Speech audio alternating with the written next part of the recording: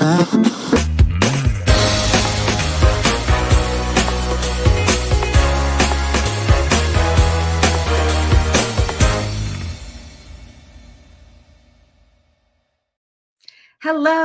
welcome to Coffee with Kathleen.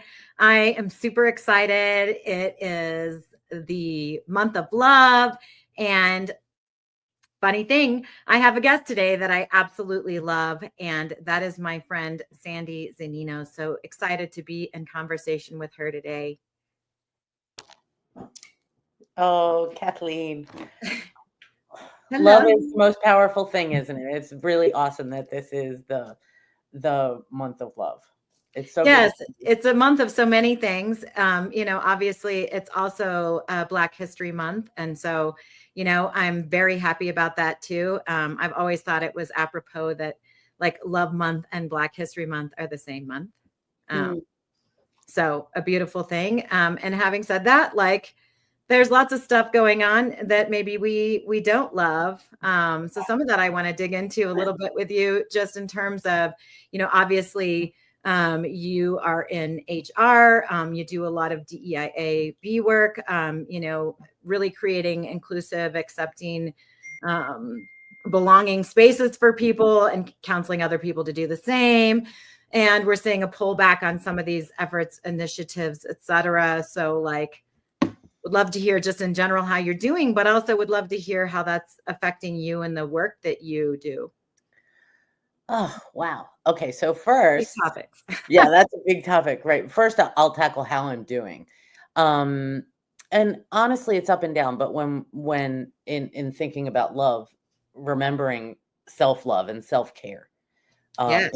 in these times for me has been super, super important. It's been important over the last few years because there has been significant pushback on anything DEI related, probably since, I guess it really started in maybe late 2021, when in, 2020 with I think the murder of George Floyd, I thought it might've been a turning point. Yes. Right. I really did. But there were a lot of maybe realizations, but it's coming for me, those realizations, I guess, maybe were performative, right? Because DEI itself has been around a long time. Yes, that's right. It's not anything new. Nor is the business case new. Right. I think that it has become more important as whatever demographics you're looking at. And I'm not talking about just race and gender, right? Right. There's vets, there's religious, different, religions. Right. There is disability. There are actually age. Yeah. Age is a huge one right now, right? Right. We have a workforce. When we're talking about business, we have a workforce that sometimes has 5, maybe 6 generations. Yep. In the workforce, right? Inclusion is super important for understanding your workforce. And so I feel like anti-DEI is a terrible, terrible business model. And the statistics back you up. This isn't just a Sandy and her heart thing, which your heart is a beautiful thing, but there's actually, business statistics that show, like, ignore all of this stuff at your own peril. Absolutely. Your workplace is too homogenous. What happens is your profits and your market share literally suffer as a result. So yeah, you're going to lose customers. You're going to lose your employees. Don't forget there's a labor shortage that's getting worse, right, as we speak. Yes, absolutely. And I think, every generation has got different things that they're kind of scared about, like, I'm aging myself a little bit, but, I largely, I was born in 75. So I largely grew up in the 80s. And in the 80s, we were afraid of robots, and robots were going to come take our jobs. And so even if you look at the popular media of the time, there were all these movies with like robots that were like doing crazy or bad things or whatever. And then now, it feels like we're in an age, of course, we're afraid of AI. So that's one, vector. That's the new robot, as I like to think of it, because, look, a robot has yet to take my job, and AI will not take my job either. I'm not worried about it. But yeah, we were afraid of the tools, right? And to some extent, I think we also, culturally, we start to be afraid of each other, and the who we're afraid of changes, right? So I think in the 70s and 80s, we were really afraid of women. And I say we because I don't want to exclude myself from any part of this conversation. Right. So as a culture, we are a part of the culture, even if we're, trying to be counter to some of the prevailing cultural norms. And the we that we're afraid of right now, in large part, is, like immigrants. Yeah. Which we're all immigrants at some point. I mean, pretty much, unless you're indigenous and watching this, in which case, like, right. But right. Otherwise, we all got here somehow. So we all, have immigrant roots, but we get away from those very quickly. And we start to look at new immigrants as the problem. So we always have things that we're afraid of because economics are such a struggle for so many people. And so then we say, well, why am I not prospering in the way that I want to, or in the way that I hope that I would? And then we start to come up with, answers to that, or we want to assign, it's human nature to want to assign blame. Yeah. Yeah. And make some kind of sense of the world around you. Yeah, right? That's right. And categorize as a result of that, right? Like, so we've got all kinds of categorization. And then what happens when we categorize is we start thinking about ourselves as one thing and something else is something else. And then we're othering. And then, pretty soon we're depersonalizing. And, then from that comes all kinds of problems. But I think there's a difference between sort of what's culturally happening sometimes and what we see institutionally. And so I still know a lot of people, like you among them, of course, who are very passionate about this work. I'm lucky, for those that don't know, RepairPal was acquired by Yelp. And yes, that's a big deal. And Yelp still very much, as RepairPal did and does, still very much stands for, these values that you and I, both stand for around, diversity, equity, inclusion, accessibility, belonging, all of that. And so I'm lucky to be in an environment that continues to support the work that I want to do. Very happy about that. But yeah, I mean, so, are you seeing your work opportunities are drying up in this space? Like, what's happening?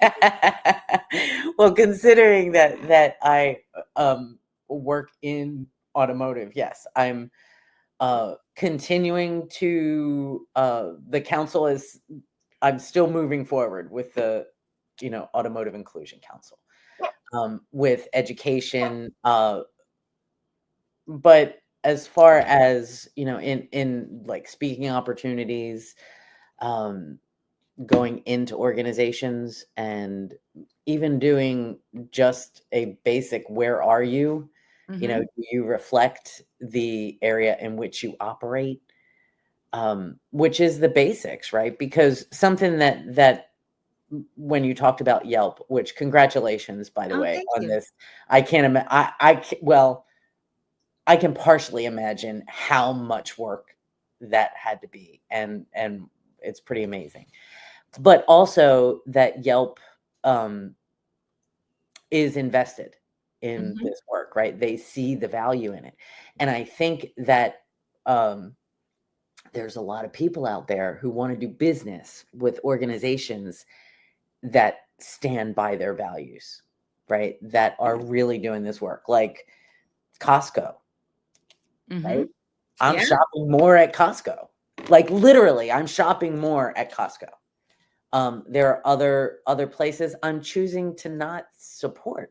And I think that will continue to happen. It's not just me, right? That's right. And it's something that, not only will you lose your customers, you're going to lose employees. You won't keep employees, and they won't have a sense of loyalty.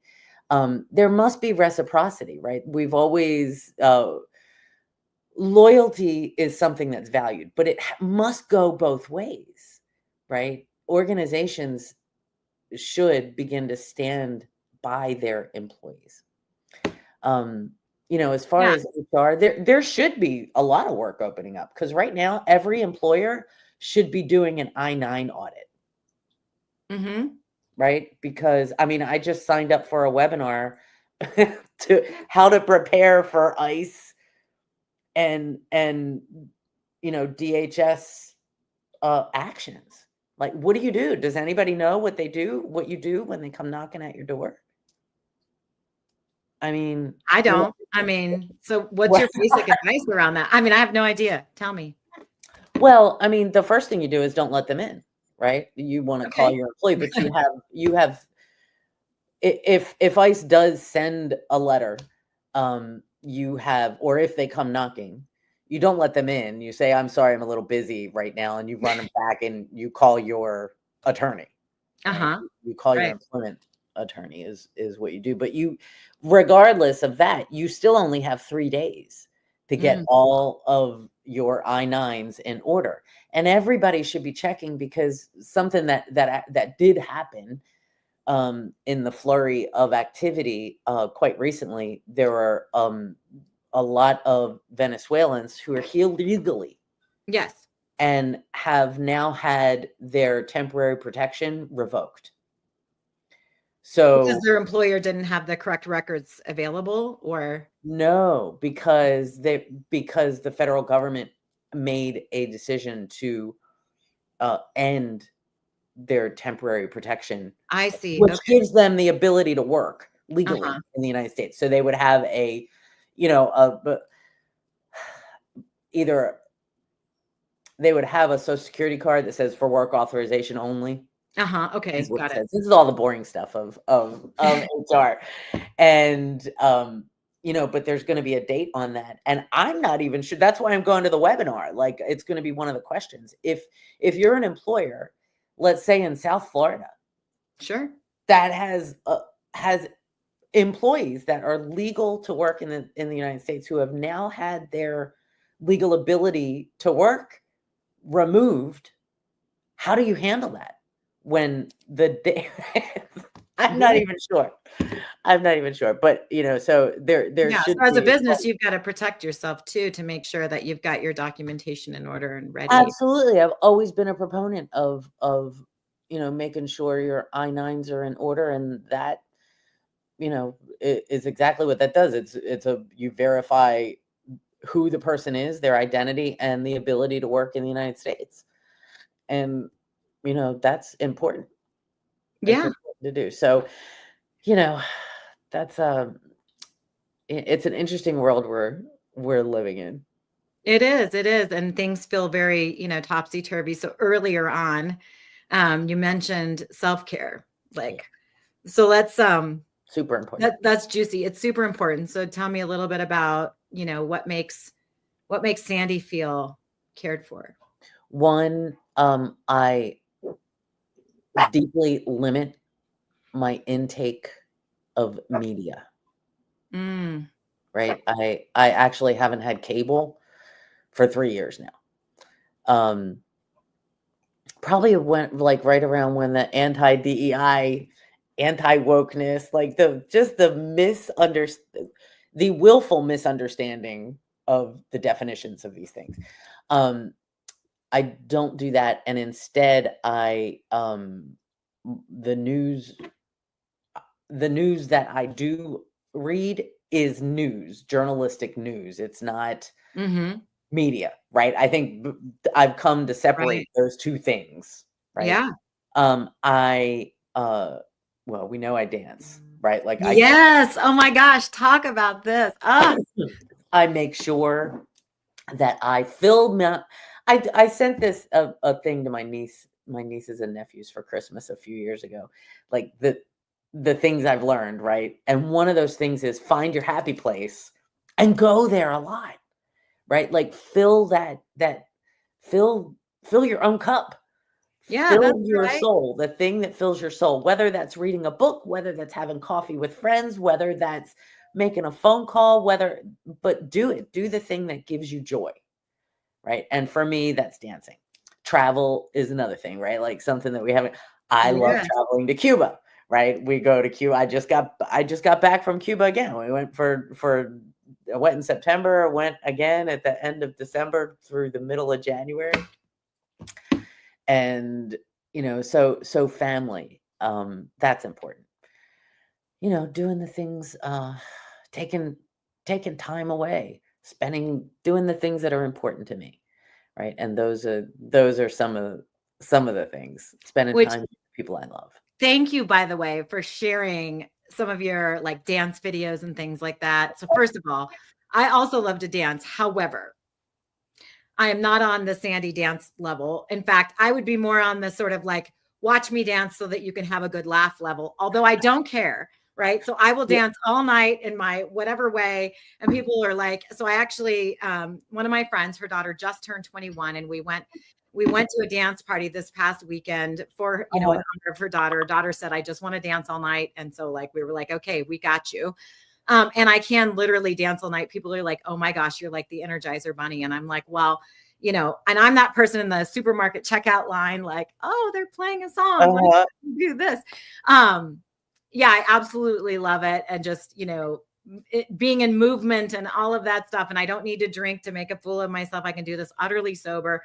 I just absolutely love it. And I think we have to engage in that joy. And that's where you start to embody not just sort of what comes out of my mouth on the podcast or the thing that I do professionally or whatever. That's how you really start to embody and like move through the world. And then eventually my belief is people say, well, what makes Sandy such a dynamic, positive, lit up sort of person, and how can I access a little of that for myself? And that's where, we're actually able in our communities to sort of move through in a way that like changes hearts, changes minds, all of that stuff. Yeah, I mean, I think that hearts do change minds, right? And thank you for those lovely compliments. Like it wasn't always that way, right? I had to come to a bottom in my life to open up my heart and really change in a way. And that's really all about love and compassion and thinking more about others than myself. For me, that's like the definition of humility. It's not thinking less of myself, it's thinking of myself less, right? Where I'm not always thinking about me, me, me, me, me. And that has served me, right? It has served me in the relationships that I've been able to form, which give me the greatest joy in my life, whether they're work relationships, romantic relationships, family relationships. That's really where it's at. I mean, as far as work goes, it's always been fun for me to be like, because who likes HR? I mean, everybody I talk to is like, HR, like, no, we don't want to talk to HR. Yet the people, the organizations that I've worked for, I still know these people, right? I haven't worked for anybody but me since 2017. Yeah. But when I see people on this, like just out in the world, they come over and hug me. They're like, Sandy, HR is here, that's the kind of legacy I want to leave, right? And I wish that HR itself would be able to somehow get some of that, right? Yeah. I mean, it's really more about it's people. It That's is the business of HR. It's human resources. well, If you right. think about those are two very positive words. Who doesn't want humans to be resourced? And every business will say that's our greatest asset, our human resources. Right? Yes. I Yes. mean, Well, right. and we are the rule and policy. I don't want to say police because we have to stop being police, right? Um, I just always think that every story has multiple sides, right? I've discovered that in in doing investigations, for example. Right. There are multiple sides, and when things are framed properly, outcomes can change, right? It can change everything. And I think that whole idea of framing things, storytelling, Mhm. truthful storytelling, um, can help change those hearts, maybe. And then maybe we get to the minds. Yeah, I think so. And I love what you said about not thinking less of yourself, but thinking about yourself less. Right. Really, when you're on this journey, you think more of yourself. And that enables you to think about yourself less because you're Yeah. more comfortable with allowing yourself to make mistakes, understanding that no matter what we do, we're going to bump into each other. Like I like to say we're like bumper cars at twilight. We're doing our best, but we bang into each other sometimes. But if we acknowledge that and we just kind of move through it, we think of ourselves more, we're allowing ourselves more of ourselves, or allowing ourselves the grace, then ultimately that opens up such a capacity to do the work, with other people. And, then ultimately, of course, we're happier too. I think that this point that you bring up is super, super important in life. At least it has Mhm. been for me, to be able to understand that I am going to make mistakes, especially in DEI work, right? Yeah. In the effort, like, well, I am the ally chair for WOCAN, Women of Color Automotive Network, right? And when I do the ally workshop, Hmm. which I just did one not long ago for the Automotive Inclusion Council, because we can all be allies. When you're an ally for a particular organization, like, so when I talk about Hmm. WOCAN allies examine their power and privilege and then find ways to use that in order to move the mission of WOCAN forward, right? Like, it's Right. kind of like, it doesn't mean that you hate all other women or you're not for,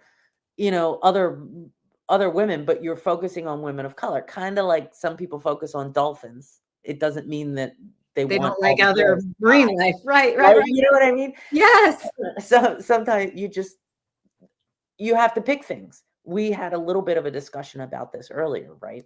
Yeah, Where you you do. were saying about focus with so much information coming in right now, Right.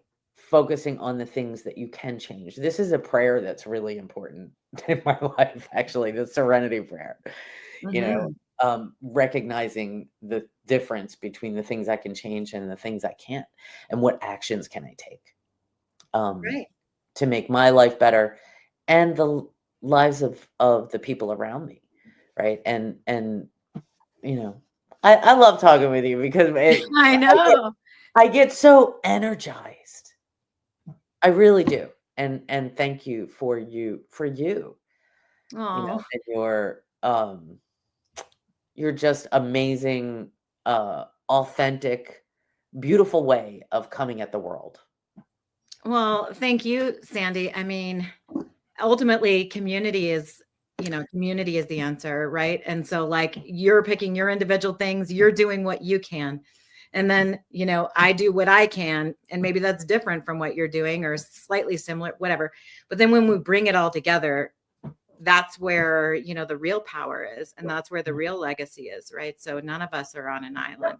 And I No, think at times when things get tough, when it feels like things are turning to crap, that's where the strength comes from, right? and isn't that old saying, when things get tough, the tough get going. When the going gets tough, the tough get going, or something like Yeah, that. yeah, yeah. And maybe that's true. And I got off on a tangent about allyship and then moved away. But I think where I started was under being gentle with myself when I make mistakes.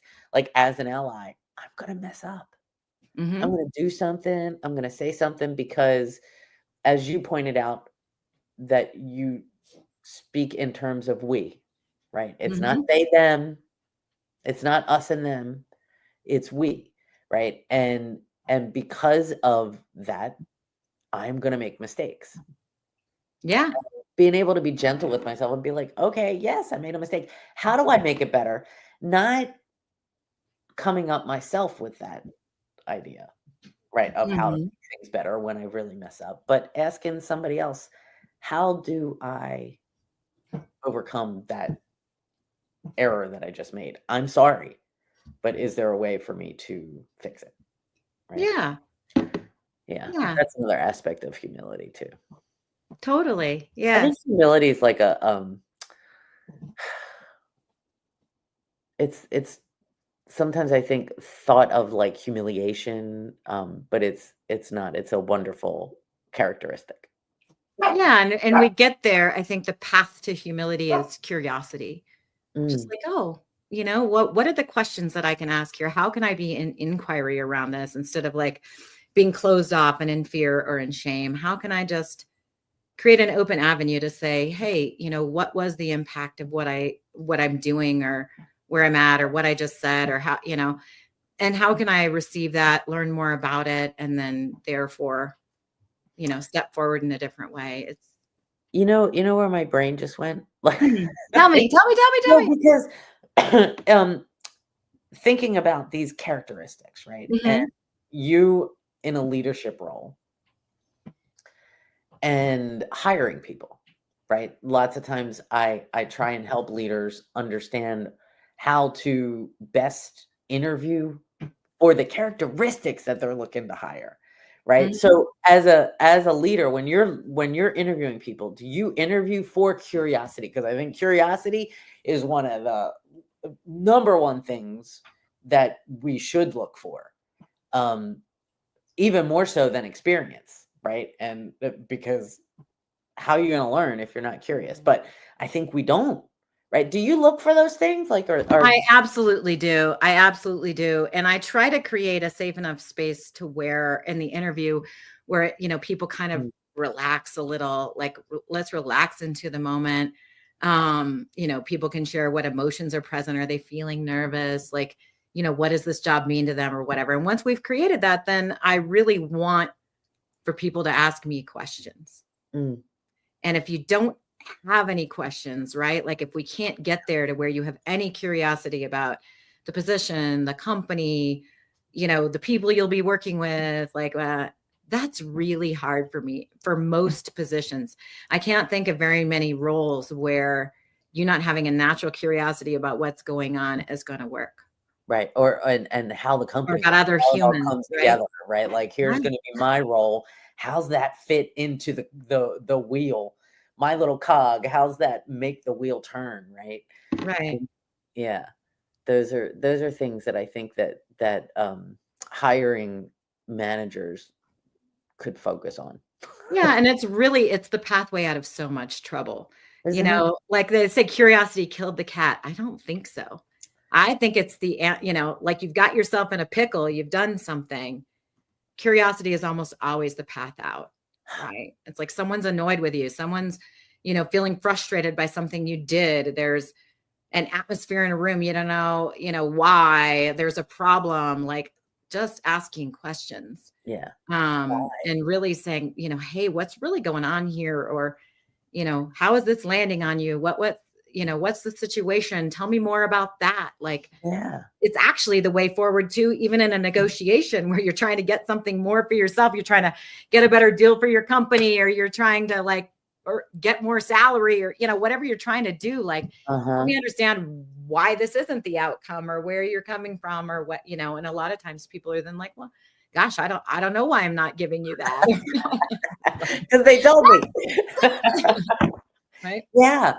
That whole why and help me understand is Yes. a help me understand that and tell me more. You said that those few words, right? Yes. Tell me more about that. Um, I think that especially as the employment environment that we're in, right? That we have 64% of the workforce is millennial and Gen Z. Yeah. So Gen Z and Gen Alpha is going to be in the workforce in like three Oh and a half my gosh. We're starting. I know we've got in like 3.5 years, right? And I we know all, it. let's face it, we all just love to hate the generation behind us, right? Like it just is. Um, but the young people that are coming into the workforce aren't going to have the experience, right? That maybe we're looking Mhm. for, but they need the curiosity and asking them, tell me more about something that you accomplished, whether it's from high school or college or whatever.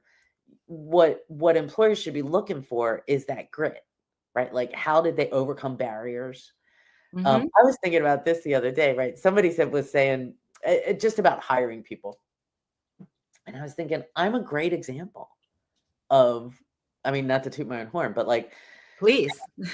I mean, who wouldn't want to hire somebody? And I'm not looking for a job, like I'm not, but who wouldn't want to hire somebody who went back to college with a toddler, worked full time, excelled at that job, and graduated magna cum laude? Like, who would you rather? Right? Do we have in common a return back to work story or a return back to school story while I don't working? know. Do we? We have I think so many so. things in common, like that I that think come so. Yeah, across. I graduated college when my son was in middle school. So I I had have, started college, I got pregnant, I left, and then, I was doing so well in my career. I thought, well, maybe I don't need to finish, blah, blah, blah. And then, somebody who was going to hire me said, I'll give you one good reason to finish your college degree. And I said, well, what is it? And he said, that story you just told me about how it didn't matter because biology 101 was not going to make you a better employee, la, la, la. He's like, what if you never had to tell that story ever again? oh my God. And like it was a light bulb moment. I was like, oh shoot, I got to go finish. So yeah, I finished, and actually some pretty profound things, much longer story, but were happening in my life at the same time. And I was so close to the finish line, and I didn't know if I was going to get all the way there. And I was like, no, I gotta push through this. I gotta get all the way there and just be done with this. And so I did. And then he was right. I checked I've got a college degree box, and I never needed to really explain it ever again. um and that Hmm. was a beautiful freedom, right? He gave me the freedom of just seeing like what would happen if I just unlocked that. Yeah. And so then he hired me, and he was released from the company before I even had a chance to start at the company.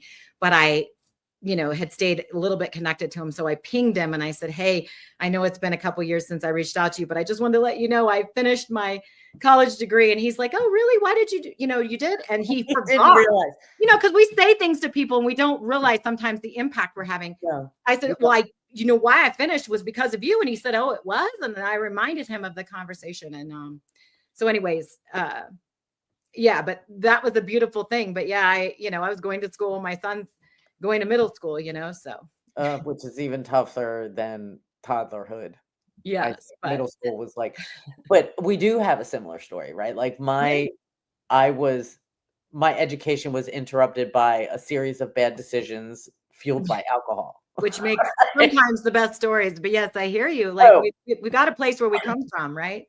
yes. And then I was afraid to go back to school, right? Hmm. Like I can't afford it. I kept coming up with, obstacles, Yeah.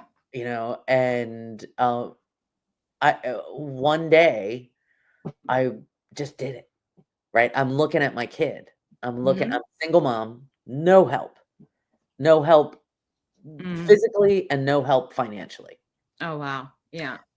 And what I knew is that I needed one to show her what it was like to have a goal and achieve it, Yeah. right? I needed to show myself that I could do it. Um, Part of that comes from the family background, right? Like girls didn't go to college in my family. In fact, I'm the only one Oh out of wow. 4 girls with a college degree. Um, and little did I know what going back to school was going to give me. Right at 40, I Right. I finished my degree. I was 41, 42. Because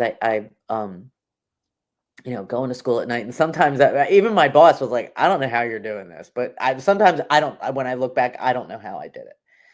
Um, but the sense of self, right? Along with that thing that we were talking about, humility and thinking of yourself less, um,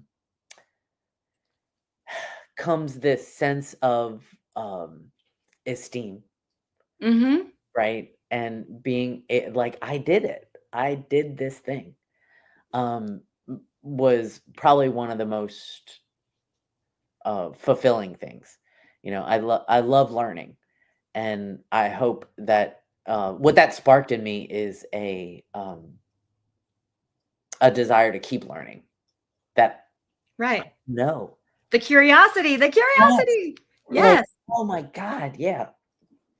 Anyway, learn, love, and laugh and dance for February and March and April and May and June, July. Yes. But like, yes, we can make this commitment for 2025. I'm here for it. And have coffee. Yes. And have coffee. Thank you so much, Sandy. This has been Ching, brilliant. ching, ching, ching. Ching.